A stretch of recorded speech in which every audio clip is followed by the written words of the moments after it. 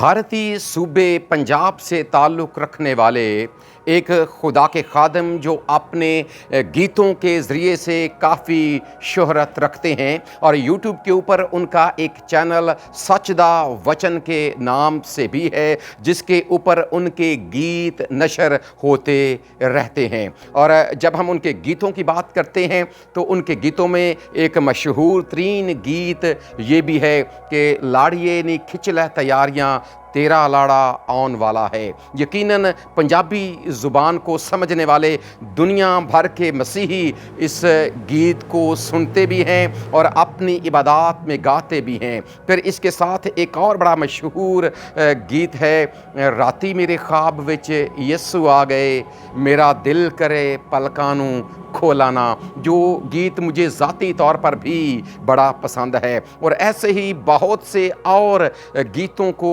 गाने वाले खुदा के खादम सतनाम भट्टी के घर पर किया लोगों ने हमला।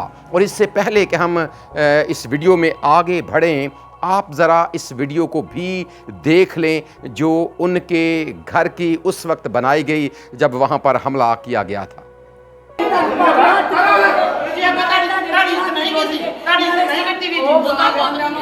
नहीं नहीं अंकल आने आ कमरा करो। बन गई सारी बन गई। आ वेखो बन गई सारी वीडियो। शराबा पीन दे अंदर वड़ के सारी बन गई। लासियां पईयां शराब वालियां। आवे बोतलां आवे शराब दियां बोतलां, आवे चिकन आ चिकन जे आ खोल लगी लिफाफा खोल आ बोतलां शराब दियां भरियां भी पईयां। आवे भरियां बोतलां पईयां शराब आ चिकन इत्थे बह के शराबा पींदे।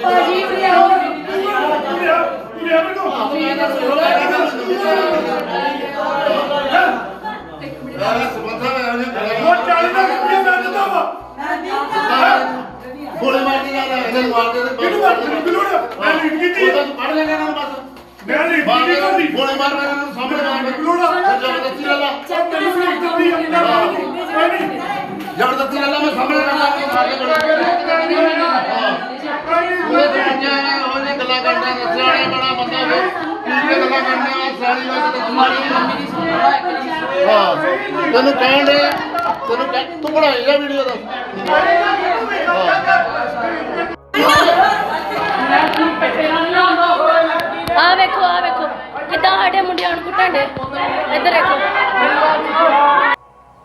अब इस वीडियो में देखा जा सकता है कि किस तरह उन लोगों ने घर के अंदर तखरीबकारी भी की है, घर के अंदर उन्होंने तोड़ फोड़ भी की है। और इसके साथ एक अहम बात यह है कि वहाँ पर बैठकर शराब नोशी भी की है, जो यकीनन इसलिए की गई है कि खुदा के इस खादम को बदनाम किया जाए, इसको रुसवा किया जाए। और जो चूँकि लोगों की नज़र में इंतहाई मकबूलियत हासिल करता जा रहा है, उसकी इस साख को नुकसान पहुंचाया जा सके। आखिर इसकी वजह क्या है और इसके पीछे क्या मुहर्रकात हैं, आइए ज़रा इस भाई की वीडियो को देखते हैं।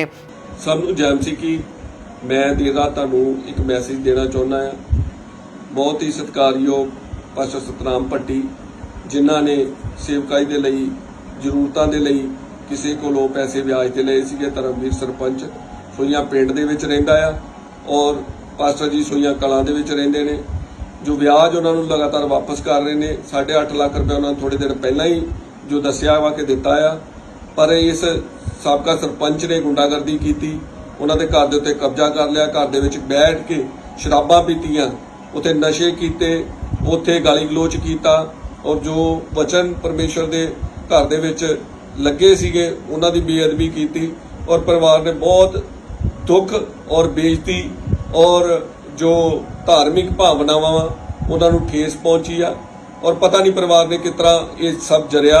उन्होंने मैनूं दस्सिया, वीडियो पाईयां और मंग कीती आ कि मैं भी उन्हां दे नाल मंग करदा आ कि साडे पंजाब राज घट गिनतियां कमीशन के चेयरमैन जतेंद्र मसीह Gaurav ji, global Christian action committee के प्रधान सारे ही मदद करन। ये सारियां वीडियो सारा कुछ ही मैं नाल जोड़ के तुहानूं दिखा रहा। सब नूं जय मसीह। अब ये भाई बता रहे हैं कि भाई सतनाम भट्टी के घर पर हमला इसलिए किया गया कि उन्होंने लोगों के कुछ पैसे देने थे, उधार लिए थे और इस लेन देन की वजह से ऐसा हुआ। क्या ये लेन देन इतना ही ज़रूरी था कि उनके घर पर हमला कर दिया जाए या उनके घर में बैठकर इस तरह की हरकत की जाए, या फिर ये कि उनको बदनाम करने की कोशिश की जाए, या फिर ये कि जो लोगों की नज़र में उनकी मकबूलियत बढ़ती जा रही है उस साख को नुकसान पहुंचाया जाए? यकीनन ऐसा हरगिज़ ऐसे लोगों को नहीं करना चाहिए था। और इन हालात के बारे में ख़ुद भाई सतनाम भट्टी ने क्या कहा, आइए ज़रा उन्हीं की ज़ुबानी भी सुन लेते हैं। सारे जय मसीह दी। मैं इत्थे आया जी मलेशिया दे विच प्रभु की संगति करन। अज पहली संगति सी 8 तरीक वाले दिन। अज अर्ली मॉर्निंग इत्थे आए तो अज प्रभु की पहली बंदगी सी। हुणे बंदगी समाप्त करके मैं अपने रूम दे विच जिथे प्रभु दे दासां ने मैनूं रूम लैके दित्ता, मैं उत्थे पहुंचा तो मैं सोचा चलो मैं अपने घर कॉल करदा, बच्चों का हाल पुछदा, मैं अपनी पत्नी का हाल पुछदा। तो मैं किसी का वाईफाई हुणे अजे कनैक्ट किया क्योंकि इधर पंजाब का नंबर नहीं चलता मलेशिया कुआलालंपुर दे विच। ते हुणे ही मैनूं वीडियोज़ आईयां मेरे घर दियां।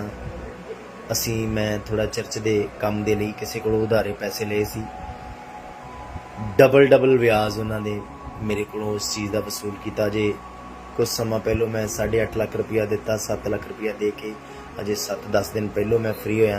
हुण भी उन्होंने मैं कहा बकाया राशि तुहानूं 10 तरीक नूं मैं थोड़े करके होर देवांगा। 10 तरीक का टाइम दिता सी, पर अज 8 तरीक वाले दिन वो बड़े बंदे इकट्ठे होके मेरी पूरी फैमिली नूं, मेरी पत्नी नूं घर दे विच आण के इन्ना हरासमेंट करके गए ने, थल्ले सारा समान बाहर कढ़ के सुट के गए ने।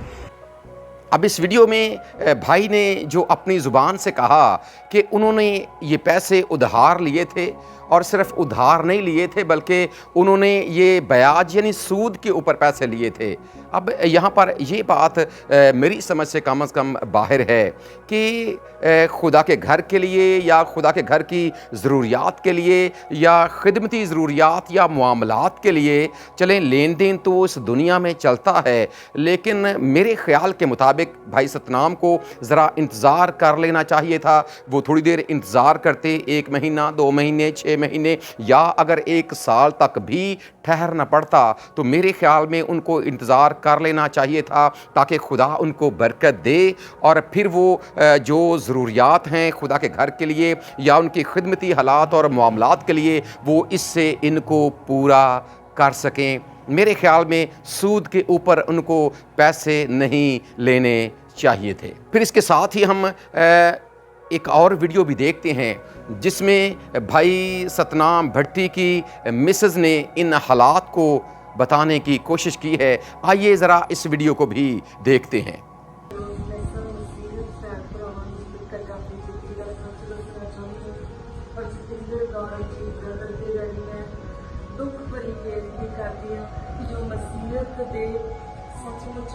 हर एक मसीहत भैन भरा के दुख बीती हुई सुनवाई करते हैं। अज जो साढ़े के हालात बीते हैं, मैं ये सारी मसीहत भैन भरावां नूं ये कहना चाहती हूँ, मैं सच का वचन मिनिस्ट्री के वलों पास्टर सतनाम जी के वलों उन्होंने वाइफ बोलियां जतिंदर गौरव जी प्रधान जी चेयरमैन ने, मैं उन्होंने गड़ी हाथ जोड़ के यही रिक्वेस्ट करती हूँ, जो मेरे हसबैंड ने जो पैसे ले सी चर्च के लाए, सेवा के लाए और ब्याजी पैसे से, वो ब्याजी पैसे असी मोड़ रहे हैं जिसमें 11 लाख रुपया असी मोड़ता है। वो 11 लाख रुपये बावजूद भी सानू अज बहुत दुख दिता गया, तंग किया गया। कई मेरे बच्चे, मेरा परिवार, मेरी बेटियां जिन्होंने गवाली गलोच दिता गया और 6 बजे के मेरे घर चो कब्जा करने के लिए मेरा समान भी नहीं देख सकते, सारे इतना दुखेता। और मैं उन्होंने गाड़ी हाथ ही जोड़ती रही, मैं उन्होंने गाड़ी हाथ ही जोड़ती रही कि ब्रदर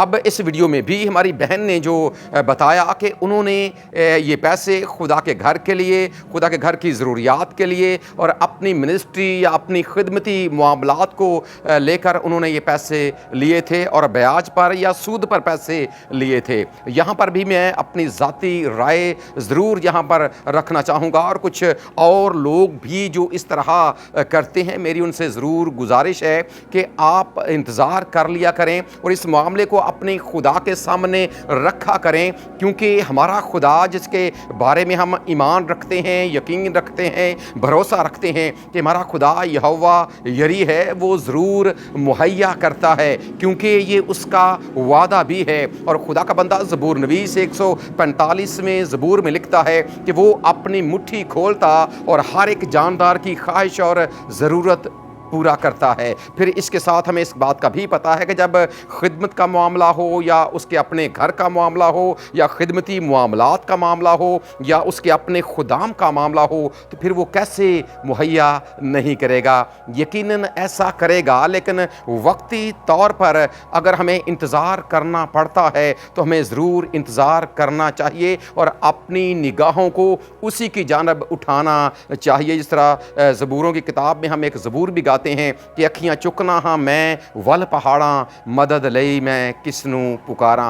लेकिन इन सारे हालात को अपने सामने रखकर, इस सारी वीडियो को देखकर और इन मामलात को जानकर यकीनन हमारी ये दुआ है कि खुदा अपने खादम सतनाम भट्टी को बरकत दे और ईमान की और ज़्यादा मजबूती अता करे और वो इसी तरह अपनी इस खिदमत में आगे बढ़ते रहें और इसी तरह के खूबसूरत गीत और उनकी धुनें बनाते रहें और खुदा के पाक कलाम को लोगों तक लेकर जाते रहें। और इसके साथ हमारी उनकी फैमिली के लिए भी दुआ है, अपनी बहन के लिए, उनके बच्चों के लिए भी दुआ है कि खुदा उनको भी बड़ी बरकत दे, ईमान की मजबूती और रूहानी आसूदगी अता करे, ताकि वो इसी तरह खुदा के नाम को आगे लेकर जाने में अपने अपने किरदार को निभाते रहें। और इसके साथ हमें अपने खुदावंद यीशु मसीह की इस बात को कभी नहीं भूलना चाहिए जो उसने मुक़द्दस मत्ती रसूल की अंजीली बयान में फरमाई पहाड़ी आवाज़ में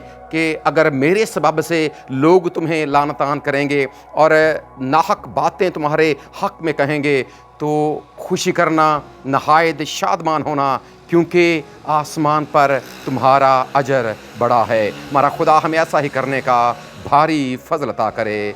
आमीन।